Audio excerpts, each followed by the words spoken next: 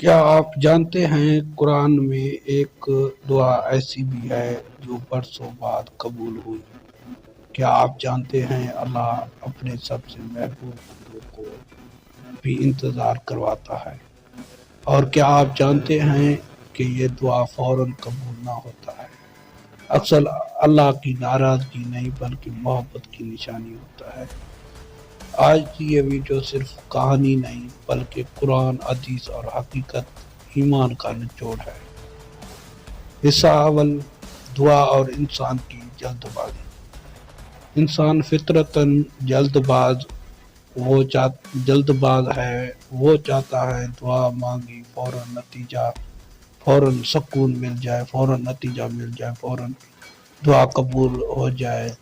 لیکن قرآن کہتا ہے وَقَانَ الْإِنسَانُ عَجُولًا، اور انسان بڑا جلد باز پیدا کیا گیا ہے۔